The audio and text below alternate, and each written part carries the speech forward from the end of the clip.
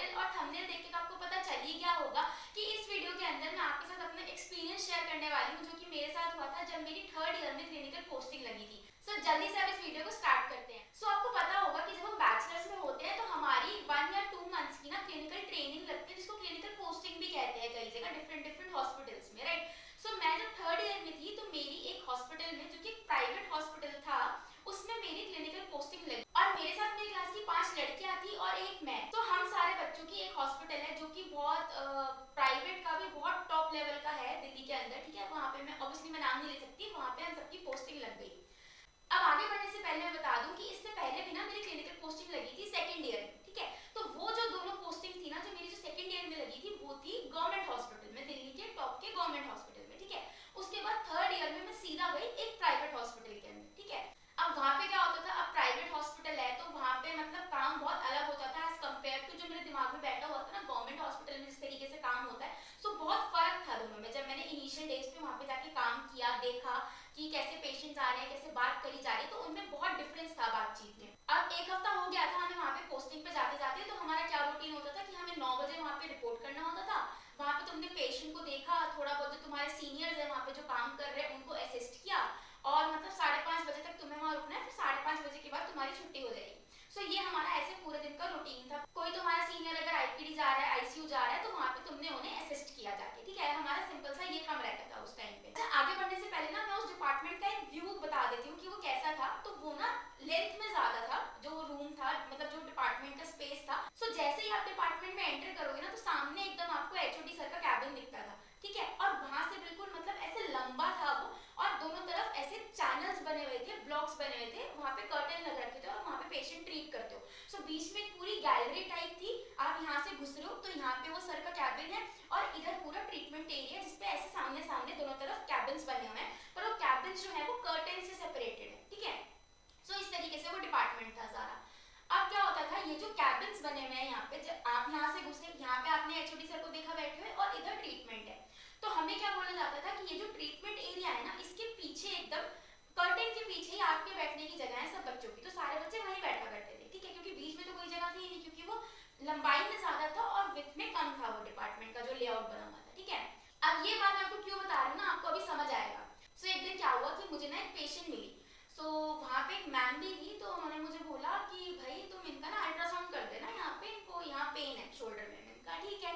और वो पेशेंट भी कोई होगी मतलब 26-27 ऐसे थी वो। अब मेरे को उसको 3-4 दिन हो गए थे देखते देखते उस पेशेंट को, मैं भी उससे फेमिलियर हो गई थी, वो भी मुझसे फेमिलियर हो गई थी। अब एक दिन क्या चांस पड़ा ना कि मुझे वो जो फीमेल पेशेंट थी उसको सबसे लास्ट वाले कैबिन में लेके जाना पड़ा, क्योंकि बाकी सारे जो बेंचेस थे या फिर बाकी सारे जो ट्रीटमेंट प्लेन्स थे ना, वो सारे भरे हुए थे। सो अब यहाँ पे एचओडी सर और ये पूरा लंबा वाला रास्ता, ठीक है। तो इसका जो एंड वाला था वो भी कर्टेन वाला ही रूम था पूरा। सो वहाँ पे मैं उस फीमेल पेशेंट को मैंने बैठा दिया। अब क्योंकि वहाँ पे उसको सिर्फ यहाँ शोल्डर में ही मुझे अल्ट्रासाउंड देना था, तो मैंने उसको चेयर पे बैठा दिया। अब क्योंकि मुझे ना उनका ये वाला जो पार्ट था, क्योंकि मुझे अल्ट्रासाउंड यहाँ देना था, तो मुझे ये पार्ट थोड़ा एक्सपोज चाहिए था। तो मैंने ऑब्वियसली वहाँ से पार्ट थोड़ा एक्सपोज कराया, बाकी सारे पार्ट्स को कवर किया, और मैं वहाँ पे अल्ट्रासाउंड देने लग गई। अब मेरे से वहाँ पे गलती क्या हो गई कि वहाँ पे ना मैं कॉटन रखना भूल गई अपने साथ। अब आपको पता होगा कि अल्ट्रासाउंड के बाद आपको कॉटन चाहिए होता है क्लीन करने के लिए, ठीक है। तो मैंने साइड से निकल के, मेरी फ्रेंड पीछे ही बैठी हुई थी क्योंकि वहाँ पे सारा बच्चों के बैठने का एरिया था, तो मैंने उसको बोला यार तू मुझे कॉटन ला, तो वो कॉटन लेके आई, सारा काम वाम हो गया। अब क्या हुआ, वहाँ पे एक मैम थी, मैं उसका अल्ट्रासाउंड क्लीन ही कर रही थी, तो वहाँ पे एक मैम आई जो वहाँ पे काम करती थी, और उन्होंने मेरे को बाहर बुलाया, कहती तू बाहर आ 2 मिनट। सो मैंने पेशेंट को बोला I will be coming in just 2 minutes, you wait here. तो मैं बाहर चली गई। अब मैंने बाहर जाके, वो मुझे कुछ समझा रही थी, बता रही थी कि तुम्हें इन सर के साथ जाना है, यहाँ पे आईसीयू जाना है, ये वो मुझे बता रही थी कुछ। तो मैंने कहा ठीक है मैम, बस उन पेशेंट का हो ही गया तो मैं उनको फ्री कर देती हूँ बस। अब क्या हुआ, मैं इतने मैम से बात कर रही हूँ। अब मैं थी इस वाले रो की तरफ, जब मैं पेशेंट को ट्रीट कर रही थी, मैम खड़ी थी सामने वाले कैबिन में, तो मैं वहां चली गई। अब मैम मुझे इतने में समझा रही है, और मैं क्या देखती हूँ भाई कि वो जो मेरी पेशेंट है वो निकली, और वो क्योंकि बीच में पूरा गैलरी थी, वो यहाँ से निकली है। अब मैं देख रही हूँ यार ये तो मेरी पेशेंट ही लग रही है, मैं देख रही थी, ये कहाँ उठ के जा रही है, मैं जैसे बोल के आई हूँ कि अभी तो रुकी रहे यहाँ पे, तो वो जा रही है। फिर मैंने ऐसे पीछे से होके देखा भाई ये कहाँ जा रही है, क्योंकि वो गैलरी थी ना पूरी। अब वहां पे एचओडी सर बैठे हुए, और उन्हीं के सामने से वो बाहर जाने का गेट था। अब मैं उसको देखे जा रही हूँ भाई कि ये कहाँ जा रही है, एकदम से ऐसे होके। तो जाते जाते क्या है, वो सर को बोल के गई कि मुझे आपसे बहुत जरूरी बात करनी है regarding the treatment you are providing to me, और I will give you a call in the evening, आप मुझसे बात जरूर करना।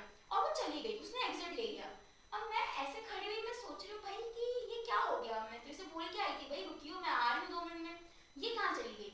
अच्छा चलो ठीक है। फिर वो जो मैम खड़ी हुई मेरे सामने, मेरे से पूछी तुमने क्या कर दिया, ये पेशेंट ऐसे क्यों चली गई। मैंने कहा मुझे तो नहीं पता, मैं तो अभी आपने आवाज लगाई तो मैं यहाँ आ गई। बोली अच्छा ठीक है। फिर मैं नॉर्मल अपना काम करने लग गई, मुझे लगा होगी कोई बात इनकी सर से, एचओडी सर से। फिर क्या हुआ, वो मैम की कुछ सर से बात हुई होगी, राइट। अब वो मेरे पास आती है, मैं अपने बाकी सारे दोस्तों के साथ बैठी हुई हूँ, सबके सामने यहाँ जो गैलरी है वहां पे मुझे खड़ा कर दिया उसने, और मेरे से कह रही है तुम्हें काम करने की तमीज नहीं है, तुम्हें ये है, तुम्हें फलाना है, अब देखना सर तुम्हारी क्या हालत करेंगे, तुम्हारे साथ क्या क्या होगा, तुम्हारी वजह से पेशेंट को ये हो गया वो हो गया। मैंने कहा यार ये कब हो गया, मैं अल्ट्रासाउंड दे रही हूँ, मैं उससे पूछ रही हूँ कि आर यू कंफर्टेबल, कोई प्रॉब्लम तो नहीं, सब अच्छा था, सब सही था, आपने आवाज लगाई मैं आपको सुनने आई, बस यही तो हुआ। इस बीच में ये 2 मिनट में क्या हो गया, मतलब मेरा तो दिमाग ही उड़ग गई, क्या हो गया। अच्छा अब इस मैं अकेली खड़ी हुई थी वहां पे, तो फिर वो जो मेरे 4-5 दोस्त और थे जिनकी मेरे साथ लगी थी वहां पोस्टिंग, हम सब आके खड़े हो गए वहां पे। अब वो मैम मेरे को डराया जाए डराया जाए डराया जाए, और मेरी तो सिट्टी पिट्टी गुल बिल्कुल कि भैया मैंने क्या किया, एटलीस्ट मुझे बताओ तो मेरी गलती क्या है, ठीक है। तो अब क्या है ना, वहां पे मतलब मेरी ऐसी हालत हो गई थी, मैं रो दूंगी बस अब लिटरली। अब वहां पे ना मेरे दोस्त भी थे जो मेरे साथ गए थे पोस्टिंग पे, सो हमने ना ऐसे यूनिटी बना ली पूरी कि नहीं नहीं ऐसा कैसे कर सकते हैं तेरे साथ, तूने कुछ किया थोड़ी ना है, हम भी तो पीछे ही बैठे थे, ऐसी कोई बात ही नहीं हुई है, ये है वो फलाना ढिमका। हमने कहा कि भाई ये लोग कुछ भी कहे हम यूनिटी में रहेंगे, हमने देखा है कि तुमने कुछ नहीं किया। मेरे को फिर तसल्ली हुई कि चलो हम आपस में तो यूनिटी है हम में। फिर उसके बाद क्या हुआ, वैसे 5:30 बज गए तो हमारा जाने का टाइम था। फिर क्या हुआ, अब मेरी हालत तो वैसे ही बिल्कुल खराब थी कि मैंने क्या कर दिया, बट उस टाइम मेरे दोस्तों ने बोला कि नहीं भाई तू शांत रह, जो होगा हम साथ भुगतेंगे, नहीं तो यहाँ से हम चले जाएंगे, नहीं करेंगे यहाँ पे, ठीक है। अब क्या हुआ, शाम को जब हमारी छुट्टी हो रही थी तब वो जो एचओडी सर बैठे थे ना यहाँ पे, उन्होंने हमें बुलाया कि बताओ क्या बात हुई है, मैं तुम्हारा पॉइंट ऑफ व्यू सुनना चाहता हूँ पहले। सो ये सर का मेरे को बहुत अच्छी बात लगी कि हाँ सर ने हमारा पॉइंट ऑफ व्यू जानने की कोशिश करी, वरना वो जो मैम थी ना वहाँ पे, वो तो भैया डंडा लेके मेरे सर पे चढ़ गई, तुमने क्या कर दिया, तुम ये तुम वो। मैंने कहा यार मैंने किया क्या है, मुझे ये तो बताओ। वो नहीं बताया, मेरे को डरा और दिया। अब वो सर बैठे हुए, तो मैं इतना डर गई थी, मैं इतना डर गई थी कि मैं बोल ही नहीं पा रही थी कि हुआ क्या है। सो मेरी एक फ्रेंड थी प्रियंका शर्मा, उसको हम शर्मा शर्मा बोलते थे, तो उसने ना बात करनी स्टार्ट करी सर से कि सर ऐसे ऐसे ये बात हुई है। उसने पूरा ब्रीफ कर दिया सर को इस पूरे इंसिडेंट के बारे में। उसके बाद उसने बोला सर आगे का ना आपको श्रेय बताइए। अब मैंने भी अपना थोड़ा मुंह से फूटा कि सर ऐसा ऐसा हुआ था, मैं तो अल्ट्रासाउंड कर रही थी और मैंने उनको बहुत पेशेंटली और हम्बली कहा भी था कि आप यहीं बैठो, मैं 2 मिनट में आती हूँ अभी।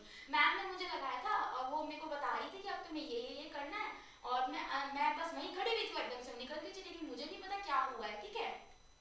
अब सर कहते अच्छा ठीक है, अब मैंने तुम सबका पॉइंट ऑफ व्यू सुन लिया है। उन्होंने बहुत अप्रिशिएट किया हमें, उन्होंने हमें ना डांटा ना धमकाया, वो सर बहुत अच्छे हैं, ठीक है।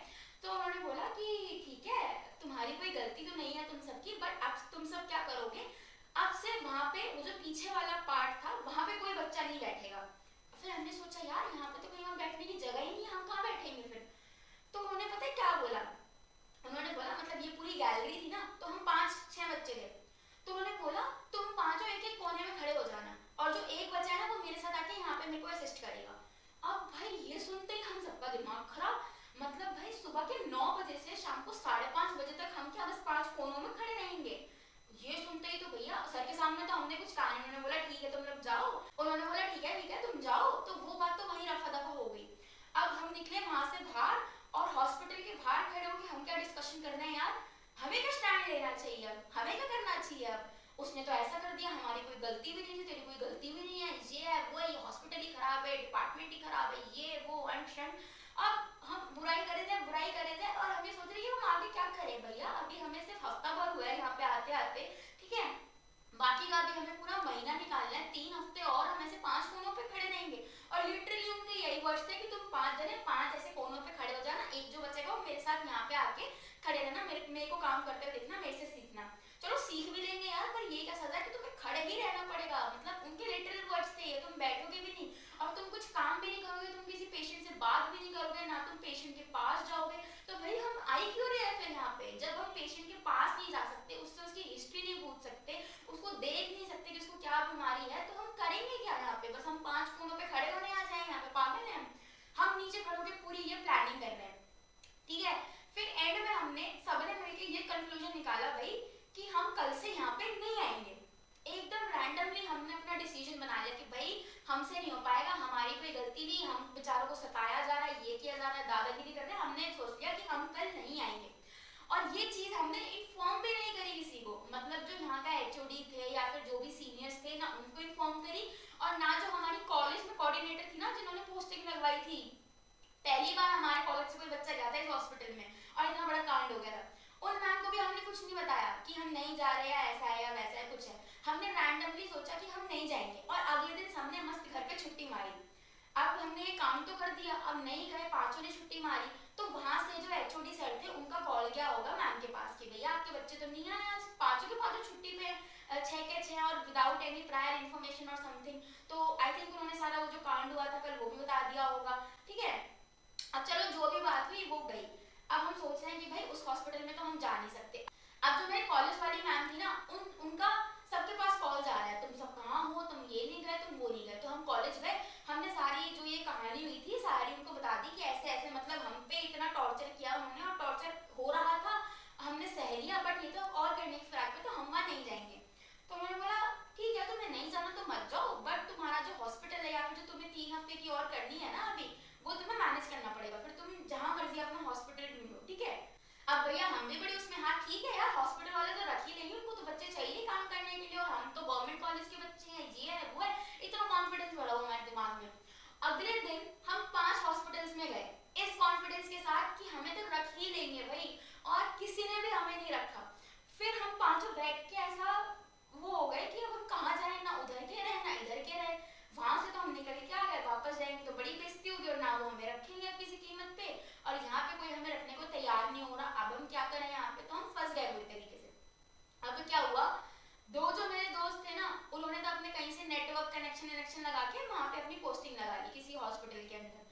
दो जो थे उनके किसी मैम से बहुत अच्छे मतलब आंखों के तारे थे वो मैम के, तो मैम ने उनकी लगा दी। अब बच गई मैं, ना मैं किसी मैम की आंखों का तारा थी और ना मेरे पास कोई कनेक्शन था। अब मैं क्या करूं भैया, मेरी तो 3 हफ्ते की पोस्टिंग बच रही है अभी अभी, और जो मैंने 1 हफ्ता वहां बर्बाद किया उसकी अटेंडेंस तो मिलने नहीं वाली। अब मैं क्या करूं, और पोस्टिंग मेरे को चाहिए। तो फिर धीरे धीरे करके मैंने सोचा यार मेरे घर के पास एक हॉस्पिटल है, सरकारी हॉस्पिटल है ये भी, अब यही बचा है लास्ट ऑप्शन, जाके बात करती हूँ, नहीं तो फिर मैम के सामने जाके रिक्वेस्ट करेंगे, हाथ पैर जोड़ेंगे कि हमारी लगवा दो, या फिर उन्हीं एचओडी सर के पास दोबारा जाएंगे और उनके हाथ पैर जोड़ेंगे, चाहे कितनी बेइज्जती हो, अब चाहे वो किसी कोने पर खड़ा करें मुझे। अब क्या होगा, यूनिटी तो टूट गई हमारी सबकी।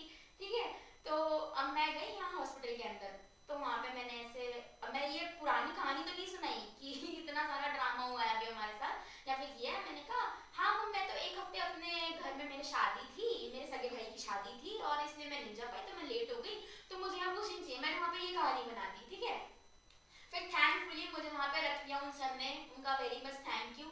ठीक है, तो वहाँ पे उन्होंने मुझे रख लिया, फिर वहाँ पे मैंने अपनी 3 हफ्ते की वो करी, और जो 1 हफ्ता मेरा खराब हुआ था 1 हफ्ते की और करी, तो ऐसे यहाँ पे मैंने अपने 4 हफ्ते की जो क्लिनिकल पोस्टिंग थी वो वहाँ पे कंप्लीट करी। सो ये मेरे साथ एक पूरा एक्सपीरियंस हुआ था, मतलब बहुत ही अलग एक्सपीरियंस था, जो मतलब मैंने कभी सोचा नहीं था यार इतनी सी बात का इतना बड़ा ब्लेंडर बन भी सकता है क्या, पर होने को यार कुछ भी हो सकता है कभी। Alright guys, this is all for today's video, और अगर आपको ये वीडियो और मेरा एक्सपीरियंस अच्छा लगा हो